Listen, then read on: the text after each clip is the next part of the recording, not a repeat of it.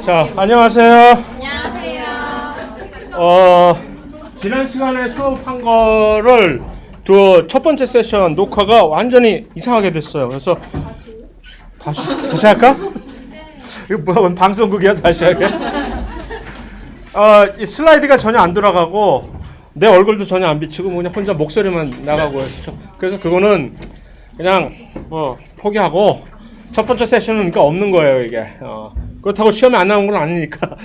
그래서 두 번째 세션은 제대로 됐더라고. 그래서 그걸 이제 좀 해결해서 올려놓을 예정이고, 간혹가다 그런 일이 생겨 그렇게.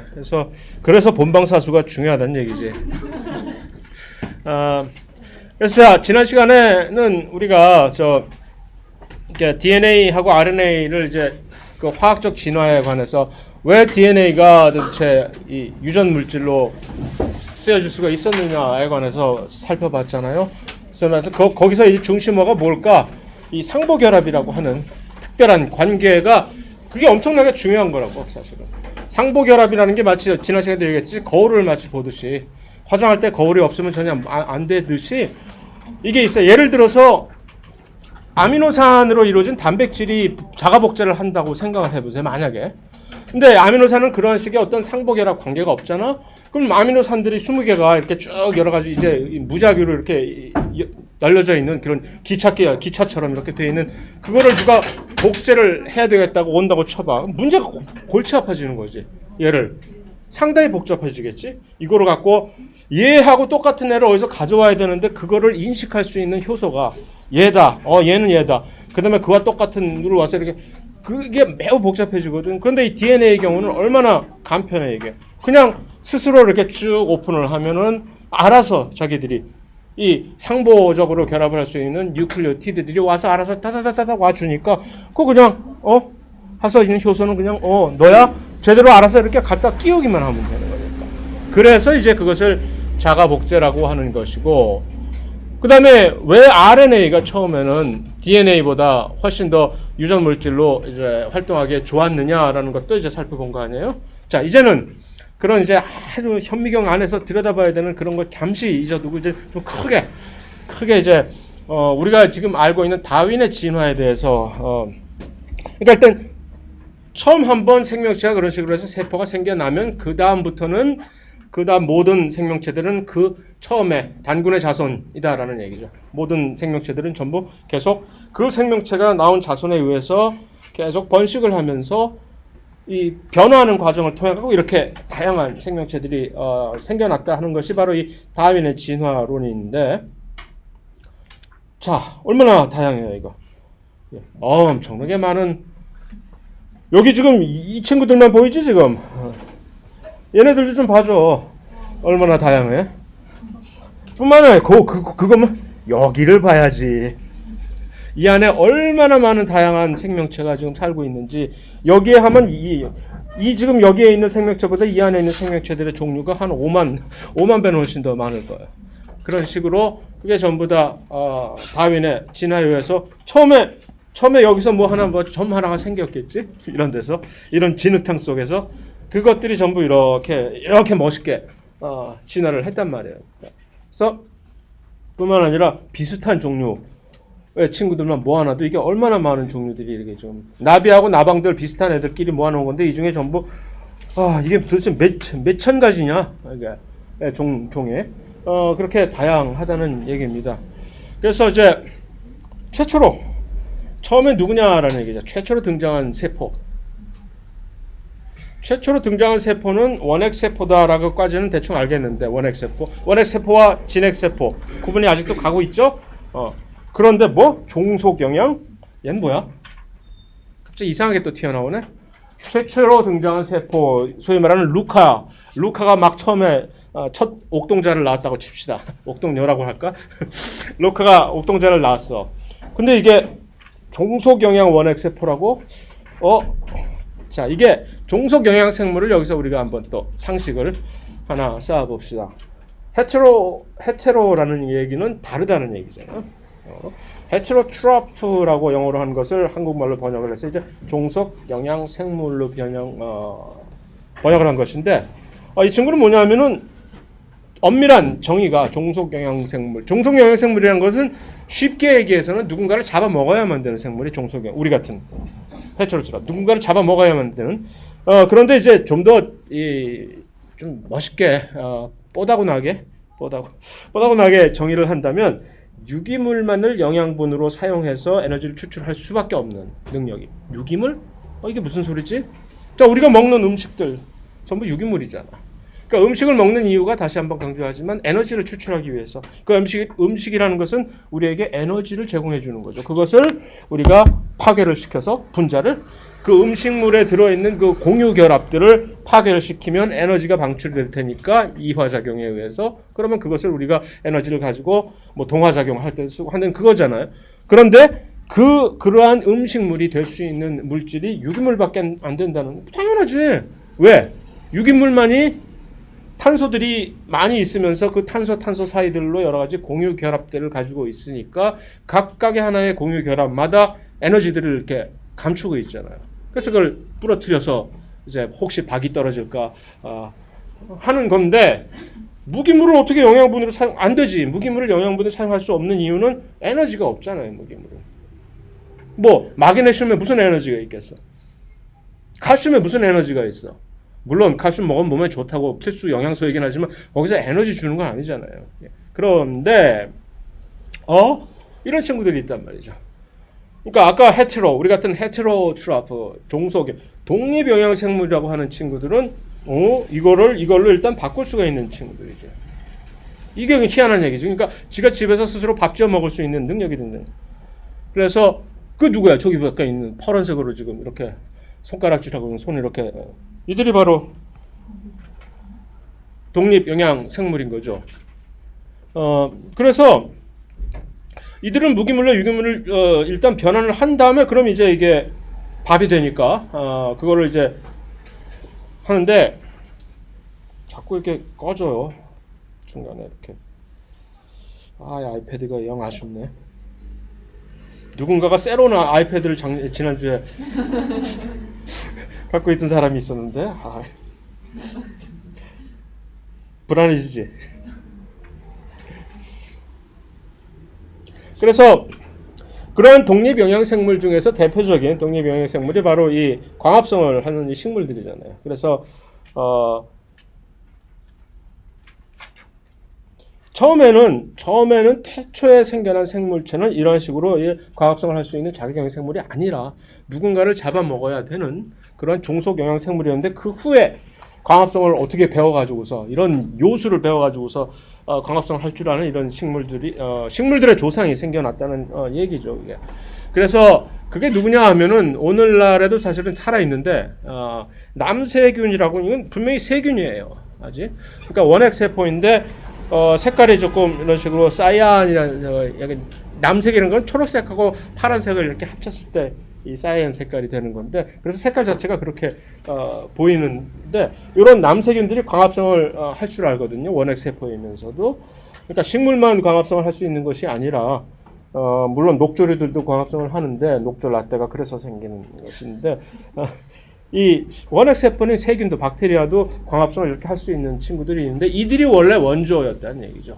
우리 모든 이 진핵 세포들은 우리가 인정을 하듯이 전부 원핵 세포에서 진화가 돼서 나온 거니까. 그래서 지금 현존하는 광합성을 할 줄 아는 세균들은 누구냐라고 했을 때 이게 이 친구들이 바로 이 남세균이고 사이아노백테리아라고 하면서 색깔이 이렇게. 그런데 이 광합성을 할 줄 알면서도 색깔이 이렇게 보라색으로 이렇게 보이는 그런 친구들도 있어요.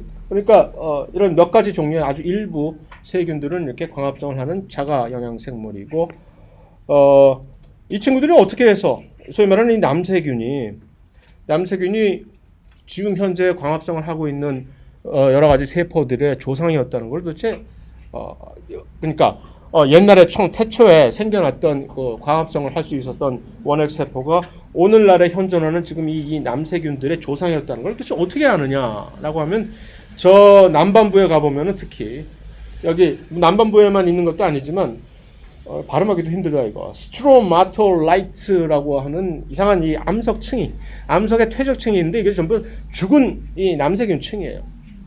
계속 한 세대가 죽고 나면 그 위에 또 깔려가지고서 또 이렇게 남세균이 하면서 이것이 마치 암석처럼 이렇게 두껍게 쌓여있는 그런 층들이 있는데 이걸 들여다보면 이제 광합성을 할 수 있는 구조들이 보이고 남세균이었다는 게 보여지지 이제. 그런데 화석을 주로 옛날에 어땠으리라 하는 거는 우리가 화석에 의해서 알 수가 있는 거예요.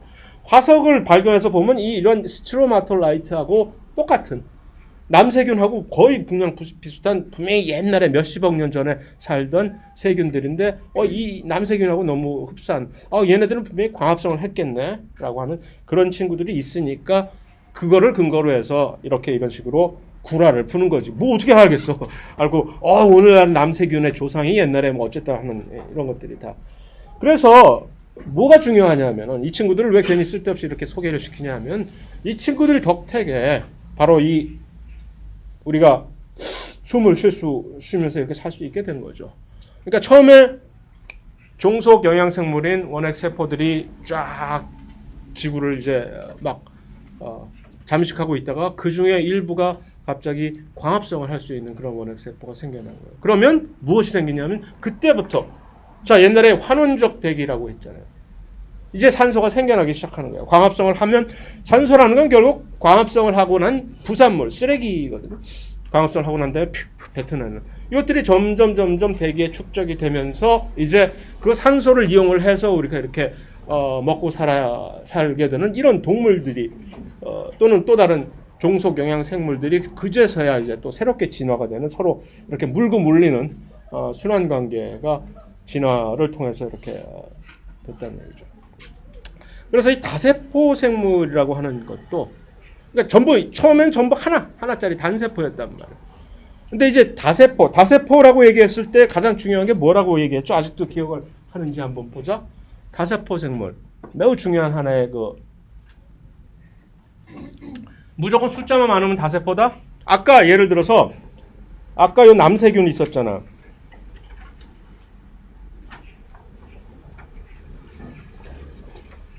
이 친구들. 이거 무슨 지렁이처럼 얘네들 세균이잖아요. 다세포 세균이네? 다세포 세균. 뭐라고? 변화하고 진화. 변화? 변화라는 얘기는 무슨? 동화? 아니 얘네들은 분명히 여러 개의 세포인데 왜 얘네들은 다세포 생물이라고 안 치는 거지? 제가 뭐라 그랬어요? 세균은 무조건 단세포라고 얘기했지.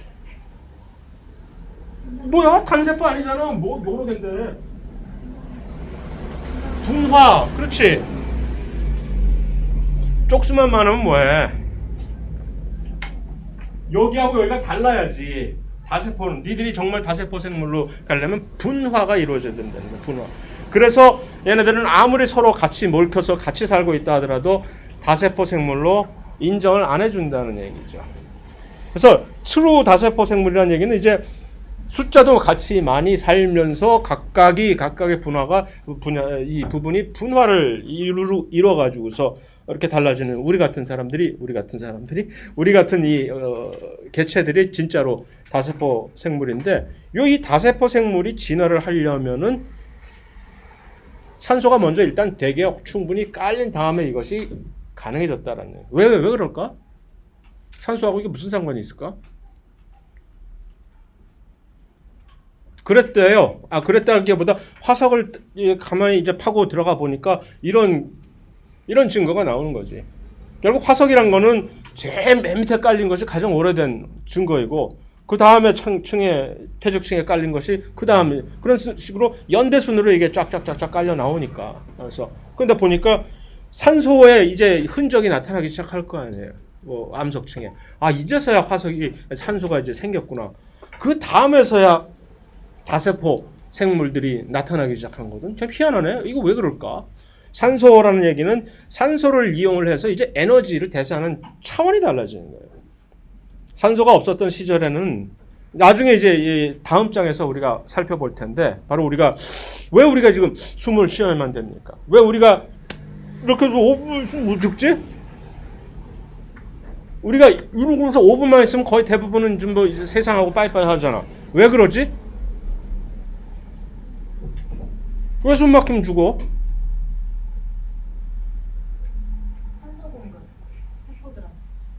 세포들은 산소 공급. 세포들은 산소 공급이 없어지면 왜 죽죠? 그냥 답답해서 열받아서 죽나? 뇌가 혈액순환이 안 돼. 혈액순환은 왜 되죠? 산소 공급하려고 하는 거거든. 그러니까 산소가 없으니까 죽는 거야. 근데 왜 산소가 없으면 왜 죽느냐 말이지.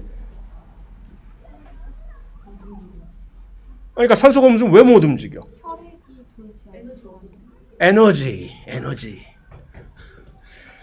산소가 없으면 에너지를 제대로 많이 못 만들어내. 그러니까 물론 이런데 쓸데없는 이런 부분은 산소 없이도 에너지 만들어요.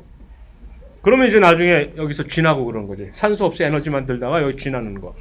진짜. 그런데 산소 없이 에너지를 못 만드는 그 정도의 치명적인 부분이 딱 두 군데가 있어, 우리 몸에. 여기하고 여기는 그러니까 산소가 들어가야만 에너지를 한꺼번에 대량 생산을 팡팡 만들어내서 그 정도의 많은 에너지를 요구하는 부분이 딱 두 군데가 여기 있단 말이에요. 이 두 군데는 도저히 살아나갈 수가 없어요. 그러니까 여기가 죽으니까 딴 데도 다 같이 죽어야 되는 거예요. 그러니까 그만큼 산소가 있음으로 해서 우리가 에너지를 만들어내는 이 차원이 달라졌다는 얘기죠. 그 전에는 산소가 없었을 때는 에너지 ATP라는 것을 합성을 하는 그 방식이 이거 완전히 간의 수공업 수준.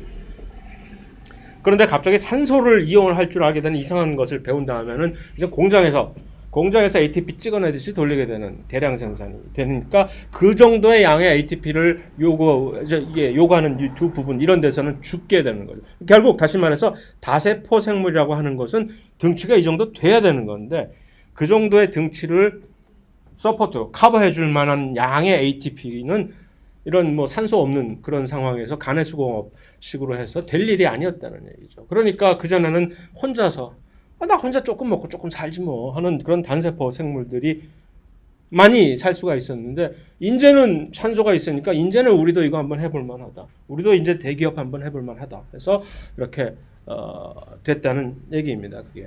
그래서 이게 딱 보면 이제 그게 나오는 거거든요. 지구가 태초에 46억 년 전에 이제 지구가 제대로 굳었다고 이제 추산이 되는데 10억 년 동안 참 오래 기다리셨습니다. 10억 년 생각에는 10억 년이 얼마나 기다려야 10억 년이 될지 10억 년 정도 있는 다음에 최초로 원핵 생물이 탄생을 했어요. 올루카에서 그냥 그동안에 여러 번 시도를 했었겠지. 계속 실패하다가 어쩌다가 한번 성공을 했을 수도 있어요. 그 10억 년 동안에. 그런데 진핵 생물은 언제 탄생했는지 한번 보세요. 오 마이 갓. 이건 도저히 감히 서로 겸상을 할 처지가 아닌 거지. 진핵 생물과 원핵 생물은. 그만큼의 이 긴 세월을 두고 있다가 최초로 이제 진핵 생물이 그 중간에 누가 있습니까, 여기? 산소가 축적이 돼. 그 얘기는 무슨 얘기야? 처음에 생긴 이 산소는 다 누가 이렇게 우리한테 누구의 업적? 원핵 생물의 업적이지. 광합성을 할 수 있는 원핵 생물 바로 그 남세균 조상들이 열심히 해가지고 그 다음에 충분히 이제 산소가 축적이 된 다음에야 비로소 다세포 생물이라는 것이 이렇게 탄생을 하고 이건 뭐 지구의 역사의 관점에서 보면 이건 뭐 겨우 400만 년 전 이건 뭐 아주 껌값이 아주 최근의 일인데 그제서부터 이제 드디어 물속에서 꼼짝 못하고 있다가 이제 한번 육지로 올라가 볼까 하고 처음에는 이제 비둘기 한번 날려보내고 아니고 처음에는 이제 식물하고 균류가 먼저 엉금엉금 기어 올라가고 고사리 같은 것들이 이끼 고사리가 그때 생겨난 거예요. 처음에는 그러니까 물속에서 살았던 그런 영향이 있기 때문에 그냥 기어다니는 식물이지. 그러다가 이제 점점 더 마른 데로 이제 옮겨가니까 이제 이렇게 살아서는 도저히 될 일이 아니구나. 그래서 우리 몸에도 뭔가 물을 이제 수송하는 파이프를 달아야 되겠다. 해서 이제 저런 식물들은 이제 제대로 된 물을 이제 옮기는 파이프들을 가지고 있죠. 그렇게 달라지는 거예요. 동물도 이제 그 다음에 이제 식물하고 이제 곰팡이들이 이제 기어 올라간 다음에 그제서야 동물의 조상도 슬슬 이제 뭐 육지로. 그래서 결국 이런 식으로 이렇게 육지로 올라와서 이렇게 육지를 이제 막 집인 양 이제부터 살게 된 거죠.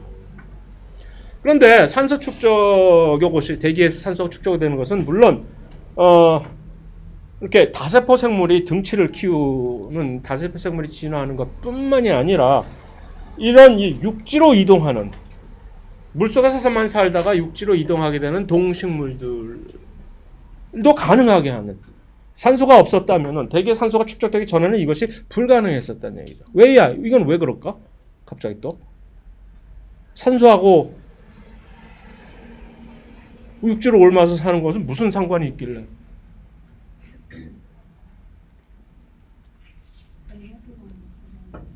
그러니까 육지에 올라와서 살 때는 에너지가 훨씬 더 많이 들어서 난 걷는 것보다 수영하는 게 훨씬 더 힘들더라. 에너지. 물론 에너지는 많이 공급이 되겠지만 산소가 있으면서. 하지만 이거는 또 육지에 올라와서 사는 거하고는 조금 차원이 다른 문제예요. 왜냐하면 다시 말해서 산소가 제대로 축적이 되기 전에는 전부 그 전에 미리 깝죽대던 동식물들은 올라오자마자 전부 즉사했을 거예요. 왜?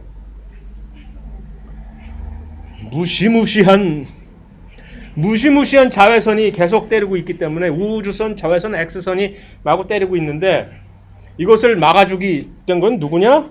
산소가 제대로 된 축적이 충분히 있고 난 다음에 그제서야 이 산소들이 저 대기권 위로 올라가서 산소 두 분자가 갑자기 세 분자로 갑자기 순간적으로 이렇게 합치게 되면 뭐가 되나? 오존이라는 게 되거든요.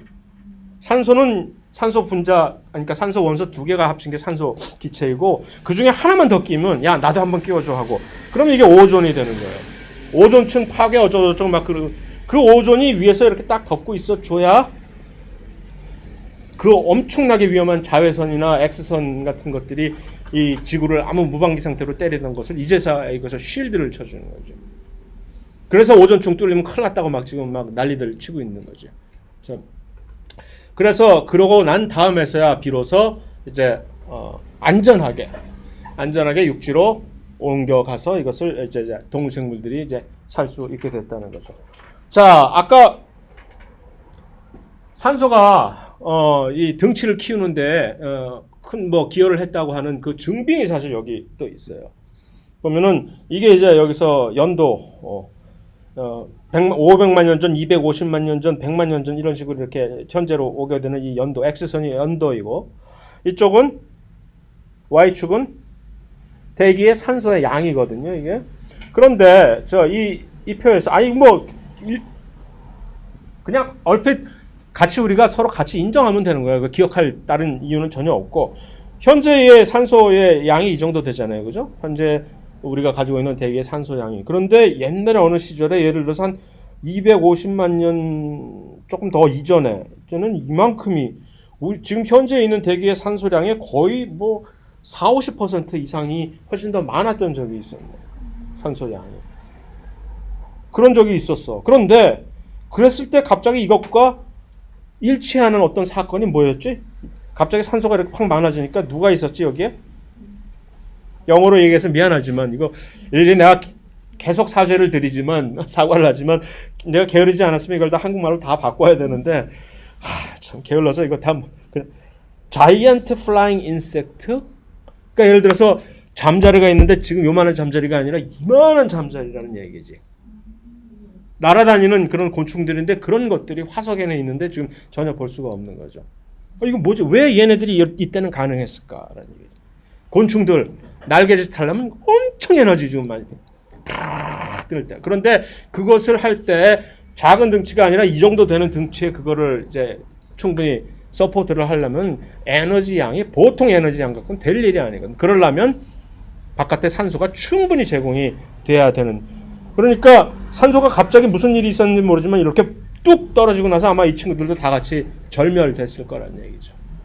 그래서 그만큼 이 산소가 이 대사작용을 크게 해서 큰 등치를 축적시키는데도 이렇게 기여를 했다는 증빙이 바로 이 화석에서 이렇게 나온다는 얘기입니다.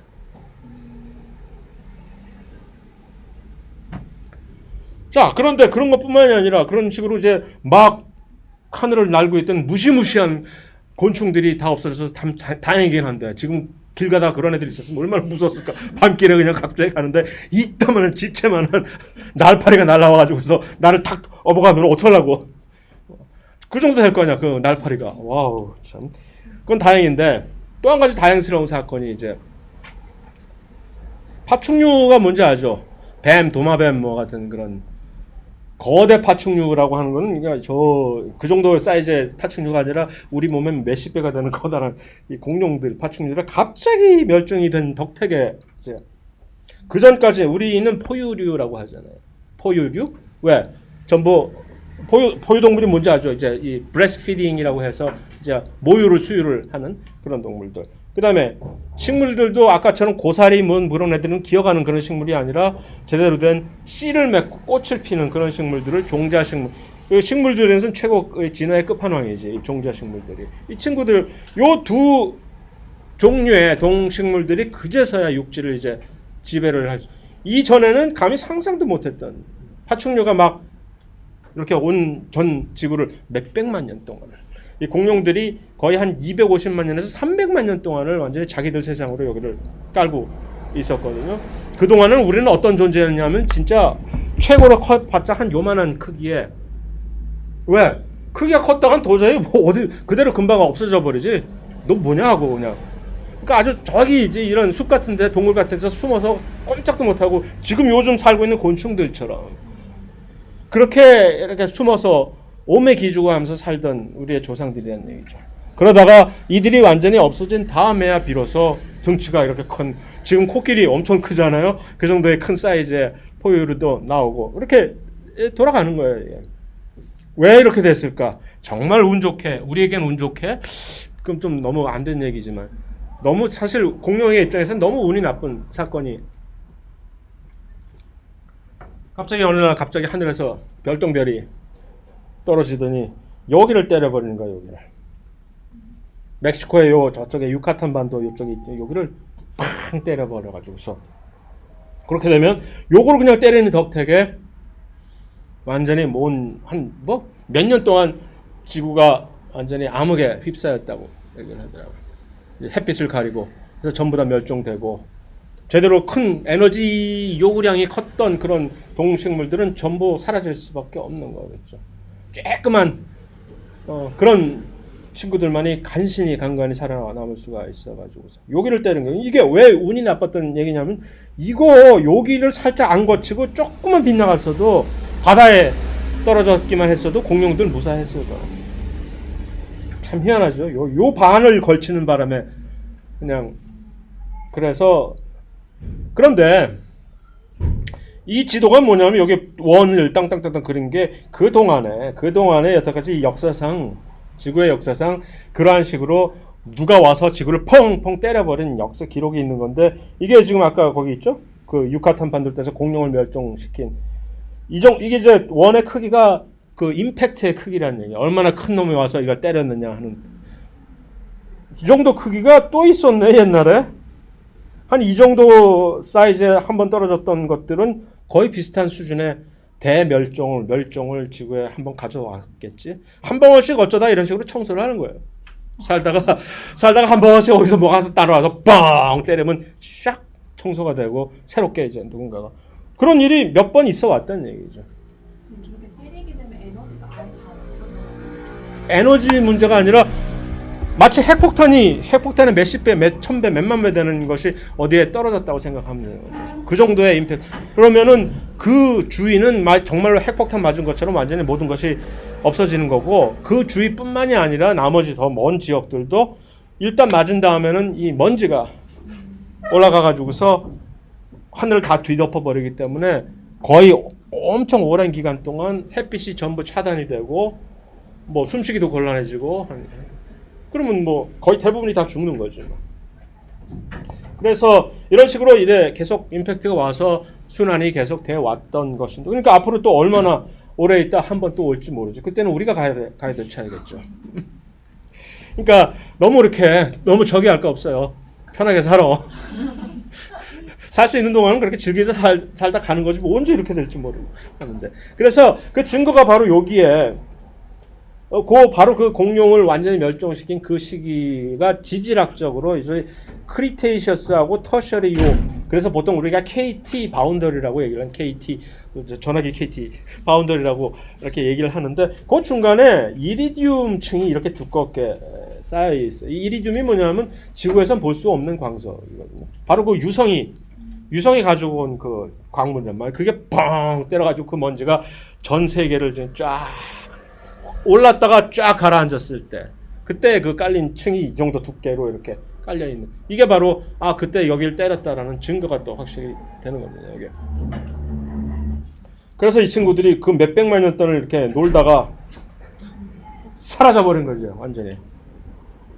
이제는 사라져버리고 족적이 조금 남기긴 했지. 악어도 남겨놓고 그 뭐 뱀도 남겨놓고 무슨 뭐 대충 그렇게 하지만 그러고 나서 드디어 우리가 이제 아싸 하고 이런 그래서 이런 과정을 왜 이걸 물론 그다지 재미없는 얘기도 아니지만 이것을 굳이 이렇게 소개를 하는 이유는 이 과정이 바로 우리는 이제 진화의 과정에서 뭐라고 얘기하냐면 적응 방산이라고 하는 그런 특별한 이제 과정을 거쳐서 adaptive radiation이라고 해서 누군가가 그러니까 호랑이 없는 굴에서 토끼가 드디어 이제 선생하는데 호랑이가 없어지면 거기 이제 하는 식으로 어떤 자리에 원래 기존에 있던 어떤 그 주도권을 잡던 종이 갑자기 사라지거나 또는 옛날부터 아무것도 없었던 새로운 무인도를 개척을 하거나 뭐 그렇게 됐을 때 별과 원래는 전혀 다양성이 없던 어떤 한 종이 갑자기 미친 듯이 새로운 종으로 막 분화를 해서 막 쫙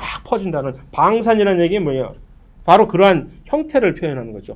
갑자기 짧은 시간 내에 이렇게 다양성이 쫙 퍼져나가는 하는 그것을 이제 이것이 진화의 한 방편입니다.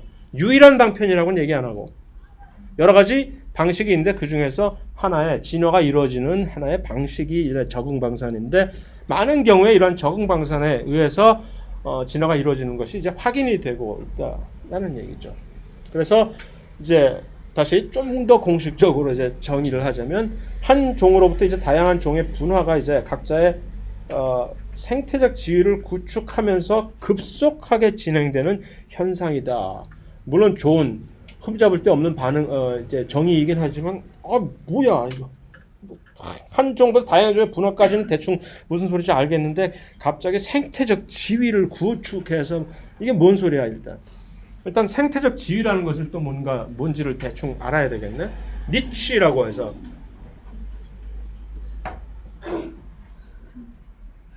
보통 니치라고 흔히 많이 써요. 생태에서만 니치를 쓰는 게 아니라 이런 사회적인 여러 가지 직장 생활을 할 때도 니치라는 얘기를 많이 쓸 걸.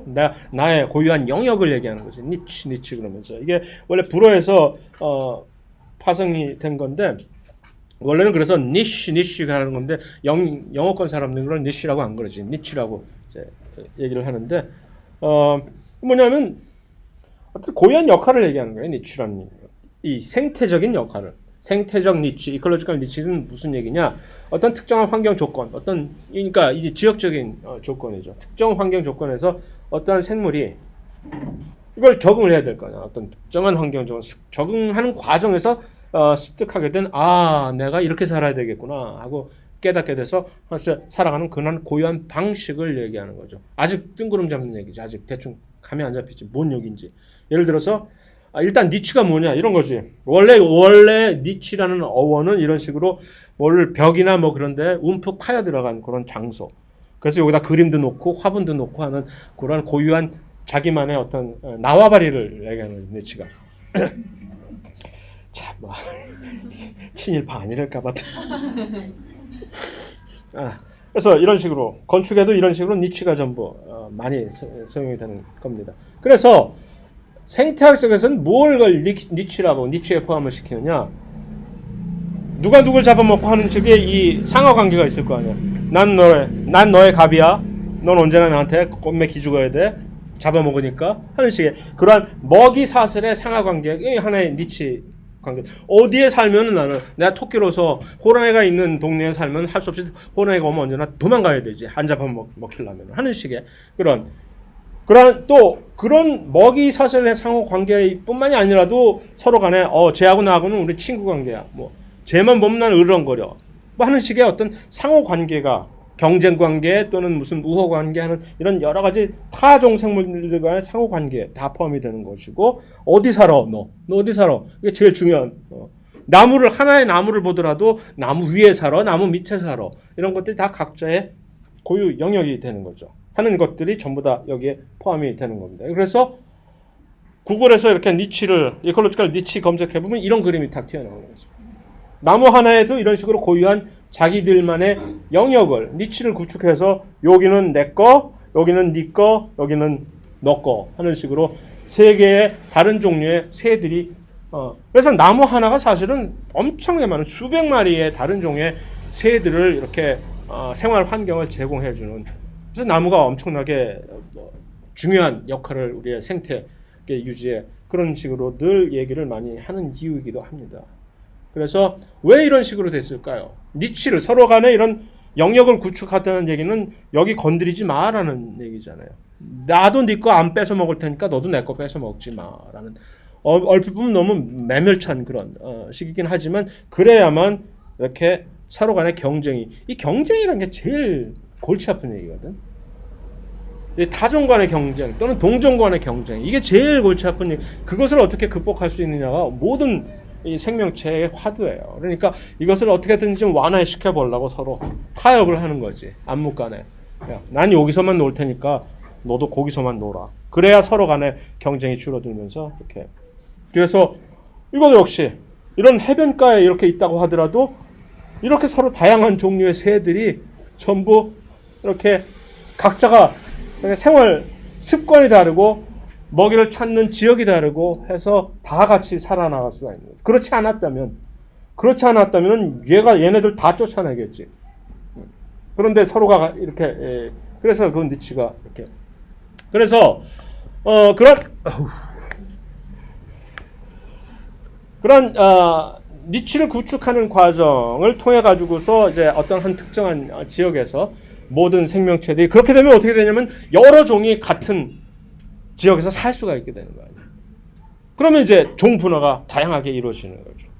그래서 주로 어떤 방식으로 일어나느냐? 일단 누군가가 처음에 기존의 기득권자가 없어져 버리는 거예요. 대량 멸종 같은 것들은. 왜냐하면 원래 아무도 살지 않았던 무인도는 사실 거의 찾기 힘들거든. 옛날부터 뭐 역사가 지금 몇십억 년이 되는데 아무도 살지 않았던 지역이 어디 있어 사실. 그러니까 일단 대량 멸종이 되면은 그 지역에 갑자기 어떤 새로운 이주자가 생기거나 아니면 그쪽에서 원래 숨어 살던 그런 이제 한 종이 갑자기 이제 확 퍼지거나 해서 새로운 종에 의해서 서식지가 점유되면서 다양한 종 분야가 이 생태적 지위에 적응을 하는 과정을 거쳐서 너하고 나가 이제 서로 달라지는 거죠. 원래는 같았는데 야 너하고 나는 이제 여기서부터 이 금국군 넌 넘어오지 마. 이렇게 살다 보면 서로 이제 너 낯설다 이제. 그래서 종 분화가 그때부터 시작이 되는 거거든요. 그래서 이것이 아까도 말씀드렸듯이 진화가 이제 진행되는 방식의 주요 방식 중에 하나, 유일한 방식이 아니라 주요 방식 중에 하나일 뿐입니다. 자, 이것이 사실은 역사적으로 이러한 사실을 발견을 하고 이 찰스 다윈은 나름 금수저라서 이제 직업 같은 거, 직장 같은 거 취업 안 해도 될 수 있는 그런 상황이 됐기 때문에 그냥 탐험선이 영국에서 출항하는 탐험선을 나도 좀 끼워줘 따라가가지고서 그냥 무의 도식하면서 같이 따라다니던 사람이거든요. 그러다가 이제 남미에 에콰도르 근처에 가서 갑자기 이제 했을 때 어느 무인도에 그 갈라파고스 군도라고 하는 여러 개의 섬으로 이루어진 그런 무인도에 딱 도달했더니 엄청나게 다양한 새들이 이걸 핀치새라고 하는 엄청나게 다양한 종의 핀치새들이 쫙 각 섬마다 고유한 새들이 깔려 있는 거죠. 이 새가 여기서 자생이 됐을 새는 아닌데 분명히 본토에서 날아온 새인데 본토에 있는 새는 분명히 딱 한 종류밖에 없거든. 이거 본토 새가 분명히 여기서 날아온 건데 여기에 갑자기 얘네들이 왜 이렇게 돌변을 했을까? 이게 바로 정거방산의 하나의 예인데 여기는 무인도 화산이 갈라파고스 군도는 원래 화산 때문에 비교적 새롭게 생겨난 그런 섬이기 때문에 그 전에는 아무도 살지 않았던 동식물이 그러다가 이제 본토에서 새가 이제 날라와 가지고선 그때부터 각각의 서로 다른 섬에서 이제 그 얘기야 여기 이 에콰도르 본토가 여기 있으면 갈라파고스 군도는 한 이쯤에 있는 그런 섬이거든요. 여기를 이제 본토에 있는 요 새 딱 한 종류가 갑자기 각각의 섬에서 이런 식으로 적응 방산을 하는 과정에서 막 변화해서 14가지 종류의 서로 다른 새로운 종류의 새로 진화를 하게 된 거죠. 근데 이제 다윈이 그걸 보고서 그냥 지나치게 이 새가 예쁜 새가 많네 하고 이렇게 간 게 아니라 거기서 자연 선택에 의해서 진화가 이렇게 되는구나 하는 것을 아이디어를 이론을 확립을 이걸 보고서 확립을 한 거죠. 왜냐하면 자기가 살던 영국에서도 보면은 집비둘기들이 집에서 키우는 비둘기들이 엄청나게 다양한 종류의 비둘기들이 많은 걸 알거든. 어떤 식으로 해서는 비둘기가 이렇게 당해지는지를 알기 때문에 그거를 이제 응용을 시켜가지고서 자연에서 자연의 어떤 환경 조건에 따라서 이런 식으로 이렇게 변할 수가 있겠구나 하는 게 바로 그래서 예를 들어서 어떤 특별한 섬에서는 예를 들어서 이 새가 딱따구리 형식으로 나무 주둥이 쪼아서 나무 속에 있는 벌레를 잡아먹지 않고는 살 수가 없게 되면은 그 동네에 사는 새는 이런 식으로 진화를 하게 되는 거고 어떤 지역에서는 먹이가 땅에 떨어진 그 사이즈가 큰 씨밖에 먹을 게 없는 그런 곳에서는 부리가 좀 크고 두꺼웠고 이런 그런 새들만이 살아남을 수가 있는 거고 그러니까 다양성은 이미 존재하는 건데 전에도 말씀드렸지만 그런데 그 중에서 누군가가 특별하게 선택이 되는 거지. 어떤 동네에서는 선인장밖에 먹을 게 없으면 선인장만 먹고 살아야 되겠죠. 이렇게 다양한 새들이 각각 그런데 이제 적응 방산이 다윈이 진화론을 확립시킨 그 예인 그 핀치새에서만 볼 수 있었던 것이 아니라 요즘 와서 보면은 이 오세아니아가 어디예요? 오스트레일리아, 뉴질랜드 뭐 그런 데가 오세아니아 대륙이잖아요. 여기는 희한한 적응 방산에 사실 예가 보여지고 있어요. 여기가 특히 예를 들어서 뉴질랜드 같은 경우는 포유동물이 없거든. 왜냐면 포유동물이 생겨나기 이전에 이제 대륙에서 이제 갈라져 가지고서 지질 이제 해서 이렇게 떠내려갔기 때문에 거기는 원래 살고 있던 포유동물이 없어 거기에. 그러니까 이게는 아까 얘기했듯이 호랑이 없는 데서는 토끼가 대신 선생을 하듯이 포유동물 대신에 이 새가 딴 대륙에서 하는 포유동물이 하는 짓을 얘네들이 답습을 하는 그런 애들이 좀 있게 되는 거죠. 그 생태적 지위. 이것이 새에 의해서 이렇게 받아들여지는. 예를 들면 뉴질랜드에서만 볼 수 있었던 모아라는 새가 있었어요. 타조하고 비슷한데 타조는 아니고 모아라는 새인데 왜 그림만 나오느냐? 아깝게도 1000몇백 년도인가 그 후에 사람이 이제 뉴질랜드로 다시 이제 살고 들어가게 된 이후에 멸종이 돼 버렸어요. 이제 더 이상은 살고 있지 않은데 이 친구들은 누가 하는 짓을 여기서 하느냐?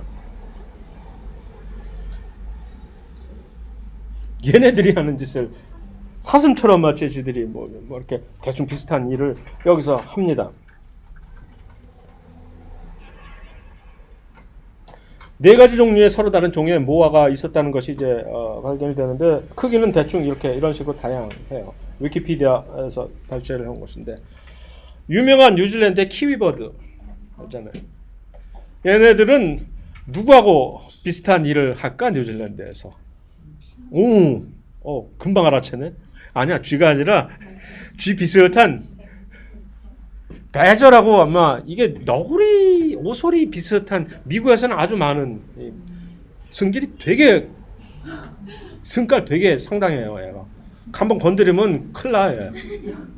근데 배저라는 요 친구하고 비슷한 식의 작은 곤충들 잡아먹으면서 뭐 그렇게 살아요. 그래서 쥐는 여기 따로 있어요.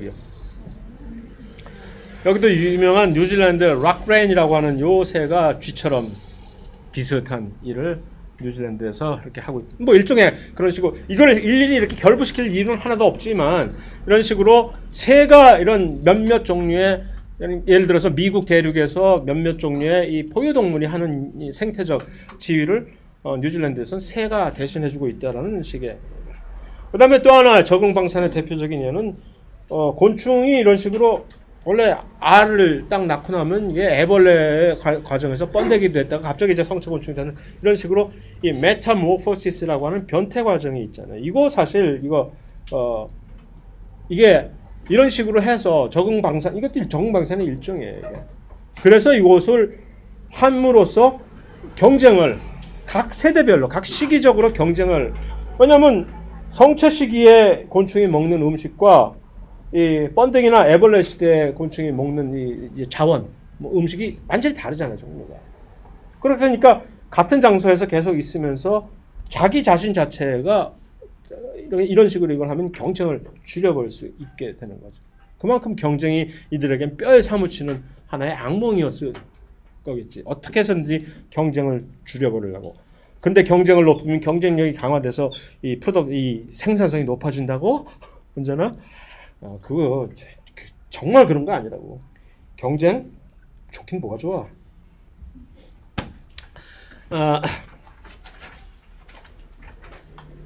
그래서 이 생식적 격리라고 하는 이 종분할을 이루려면은 결국은 아까 얘기했듯이 너 낯설다가 이루어져야 되는데 이제 각 생태적 지위를 이제 구축하면서 서로 다른 생활을 하니까 너 낯설다 너하고 나하고는 너 낯설다가 어디까지 가야 되느냐. 그래서 결국 요게 돼야 된다는 얘기죠. 더 이상 너하고 나하고는 안 해 그거 뭐 하는 식으로. 그래서 그런 식으로 해서 생식적 격리가 돼서 이 개체 간에 자손을 번식을 할 수 없게끔 물리적으로든 무슨 뭐 정서적으로든 해서 더 이상 이게 절대 안 되는 그 수준까지 가면 이제 완전히 서로 다른 종이 생겨. 왜냐하면 종 자체 이 개념 자체가 그렇게 정의가 되어 있잖아요. 서로 다른 종끼리는 생식을 하지 못한다라는 것이 이게 종의 개념이기 때문에. 자, 그런데 생식적 격리라는 것을 인간이 일부러 이렇게 수행을 하는 경우가 있어요. 이런 이제 집단이 딱 있다고 했을 때 여러분들 이건 얘가 좀 곤란. 이런 이제 동물 집단, 가축 집단 또는 식물 집단이 여기 있다고 했을 때 사람이 인위적으로 개체 구성원들을 뽑아서 이렇게 선택적, 요것의 키워드는 선택적 교배이죠. Artificial Selective Breeding이라고 하는 선택적인 교배. 이것이 바로 인위적 선발의 골자가 되는 거죠. 왜 이러는 걸까요? 요 형질, 개이득을 줄 수 있는 형질을 얻으려고 하는 거지. 어떻게 해야 내가 누구누구를 뽑아서 이렇게 교배를 해야 내가 돈을 많이 벌까 하는 그 욕심에 의해서 선택적인 교배를 하는 것이 인위적인 선발이라고. 뭐 농사 지을 때 우리가 다 하는 거 아니에요. 농사 지을 때 밭에서 이렇게 어떤 품종을 만들 때, 또 가축을 키울 때 어떻게 하면 큰 돼지를 계속 키울 수 있을까? 어떻게 하면 젖을 많이 내는 소를 만들 수 있을까? 계속적으로 연구하면서 이게 선택적인 교배를 통해 이게 뭐야? 선택적으로 이러한 그러니까 생리적인 생식적인 이 격리를 이렇게 선택적으로 인간이 하게 되는 거죠. 그렇게 되면 새로운 종이 생겨나게 되는 거죠. 그 아까 얘기한 바로 이 비둘기, 야생 비둘기 이거 한 종류밖에 없는데 그런 식으로 하다 보면 이거 다 비둘기 같아요. 얘네들이 다 비둘기야. 집 비둘기야 이거. 에? 다 집 비둘기야. 가능하다는 얘기지. 그러니까 진화? 갑자기 그런 식으로 뭐 해서 어떻게 이렇게 생겨날 수 있겠어? 실제적인 실물이 여기 있는 건데 이게 할 수 없다고 이미 해오고 있었잖아요. 이렇게. 원래 여기서부터 이것뿐만이 아니잖아요. 늑대를 가지고 다 이렇게 만들어놨잖아요. 이 세상에 늑대가 이 안에 늑대 있어? 이 안에 도저히 늑대가 없어. 근데 참 상상할 수가 없는. 얘도 얼마나 순둥이야 이거. 생긴 건 이래도 엄청 순둥이거든. 이게 이런 식으로 이게 이 안에 그러니까 원래 이 잠재를 하고 있었다는 거예요. 다양성, 유전자가 잠재를 하고 있었는데 어떻게 하다 보니까 계속적으로 원하는 어떤 지역에서는 나 이렇게 순둥이 사람한테 무조건 따르는 순둥이가 필요해. 하면 계속 그런 식으로 하다 보면 목적을 가지고 하다 보면 이렇게 완전히 고정이 되어버리는 거잖아요. 형질이. 이렇게. 이게 바로 인위적인 선택, artificial selection. 결국 물론 여기까지 이거 종분화? 아직은 아니지. 종분화라는 얘기는 이들 간에 서로 교배가 안 돼야 종분화되는 건데 아직까지는 이들 간뿐만 아니라 얘하고도 종분화 교배돼 아직까지도. 그러니까 사실은 늑대와 이 개는 아직도 엄밀하게 해서 같은 종이거든요. 하지만 이건 시간 문제지. 예를 들어서 지금 현재라도 그러니까 이 학명이 원래 늑대라고 하는 우리의 학명이 호모 세이피언스이듯이 늑대의 학명은 캐니스 루퍼스라고 하는 캐니스 루퍼스 미국 사람들을 보고 발음하라고 보면 분명히 캐니스 루퍼스 발음 못해 이거. 케이나이스 루퍼스 왜 꼭 이거 꼬아야 되는지 몰라 그 걔네들은. 근데 우리는 그 발음 아주 잘해요. 이거 라틴어이기 때문에 우리나라 사람들한테는 전혀 문제가 안 돼. 캐니스 루퍼스 하면 정확한 라틴어식 발음이 되는데 이상하게 영미권 애들은 이 발음을 고지고대로 못해. 그래서 케이나이스 분명히 이렇게 케이나이스 루퍼스. 그래서 개라는 이름이 K9이라는 영어로 K9이 개거든요. K9 여기서 나오네. K9. 그래서 그 캐니스 루퍼스라고 하는 이 학명인데 개 학명도 캐니스 루퍼스예요. 다만 여기다가 끝에다가 이제 또 하나 더 덧붙여서 집에서 기르는 개라는 뜻에서 캐니스 루퍼스 파밀리아리스라고 이제 붙여주긴 하지만 학명은 어디까지나 여기까지니까. 그래서 그런데 문제는 치와와하고 현재 매스티프나 그레이데인하고 현실적으로 얘네들이 교배가 될 것 같으임? 억지로 아마 시키면 어쩌다가 될 수 있을지 모르면 절대로 둘이 놔두면 이제는 교배 자체가 불가능할. 그러면 이제 점점 좀 있으면 종분화가 되는 뭐 이런 식으로 곧 종분화가 될 일보 직전에 있게 되는 거죠. 채소의 경우에서는 완전히 종분화를 이룬 인위적 선발에서 있어요. 이 애기장대라고 하는 요 식물 잡초인데 십자화학과의 아주 잡초인데 그 식물을 소위 말하는 모델 생물체로 이용해서 식물의 모든 유전체를 파악을 해서 처음에 시작한 바로 그거거든요. 그런데 이렇게 생겼어요. 그 애기장대라는 십자화과 식물이요. 여기서 이런 식으로 농부들이 종분화를 이렇게 이뤄가지고서 브로콜리 이게 같다고 생각이 돼? 브로콜리가 여기서 파생돼서 만들었고 양배추뿐만 아니라 우리의 그 원종인 복초이라고 하는 복초이가 배추거든. 배추, 양배추, 브루셀, 케일, 무슨 콜라비 다 여기서 나온 똑같은. 그런데 더 이상 얘네들 같은 종으로 얘기 안 하잖아. 다른 종이에요 이미. 근데 원래는 여기서 인위적인 선발을 통해 가지고서 이렇게 다 만들어. 그러니까 종분화 인위적인 선발에서 종분화가 안 된다는 얘기는 하지 마시라는 얘기. 할 수 있어요. 똑같은 방식으로 자연 선택 우리가 인위적으로 이렇게 하면은 아주 비교적 짧은 세대에 걸쳐서 금방 이렇게 분화를 만들어 버려요. 긴 세월을 몇백만 년인 또는 뭐 몇억 년이라는 긴 세월을 자연이 통해서 이렇게 똑같은 방식의 선발을 하면은 종분화가 왜 안 되겠어? 그래서 이렇게 됐다고 생각을 하는 것이고 이제 옥수수의 경우도 이거 참 희한한. 원래 이제 우리가 지금 현재 알고 있는 옥수수 그렇잖아요. 근데 옥수수는 어디서 이런 식으로 처음에 세어났어? 미 대륙을 처음에 발견한 다음에 서양에는 그러니까 유럽에는 옥수수가 전혀 없었거든.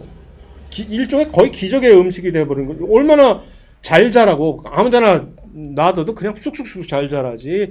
열매 엄청 많이 맺지. 그러니까 기아 해결시켜주는데 아주 큰 좋은 작물이거든요. 어디서 그러니까 미국 대륙에 가보니까 멕시코건 미 대륙이고 보니까 원주민들이 이거 먹고 앉았더라고. 이거 어디서 났니 하면 몰라. 근데 옛날부터 기록이 있었다는 얘기인데 나중에 1930년대 40년대에 가서야 비로소 이건 도저히 같다고 볼 수가 없는 테오신테라고 하는 야생 멕시코에서 발견된 야생 얘는 알갱이가 한 7, 8개밖에 안 되는 아주 딱딱한 알갱이고 얘는 엄청나게 몇백 개의 알갱이를 가지고 있는 옥수수고 식물 자체를 봐도 얘는 이렇게 완전히 산발한 머리를 가지고 있는 짧은 식물이고 얘는 키가 한 내 2배는 클 수 있는 큰 아주 느씬한 이거 뭐 도저히 비교가 안 되는 그런 애인데 보니까 여기서 나왔더라고. 어떻게 알았는가? 누군가가 개싱을 해가지고 얘일 거다, 얘일지도 몰라라는 이상한 예감이 들어가지고 그래서 요 둘을 교배를 시켜봤어. 그랬더니 중간 계통이 하나씩 튀어나오는. 교배를 시켰을 때 이제 이 둘이 같은 어떤 유전자를 가지고 있었던 같은 조상이었다라는 게 어떻게 알 수 있냐면, 이러면 이 중간 애들 중에서 F1은 이제 첫 세대, F2는 두 번째 세대를 얘기하는 건데, 이런 데서 이 친구들과 이 친구들이 가지고 있던 형질이 툭툭툭 갑툭튀가 튀어나와요 이제. 그러면 이제 이게 맞네라고 하는. 뭐 어쨌든 뭐 복잡한 얘기는 할 필요 없이 그런 식으로 해서 이게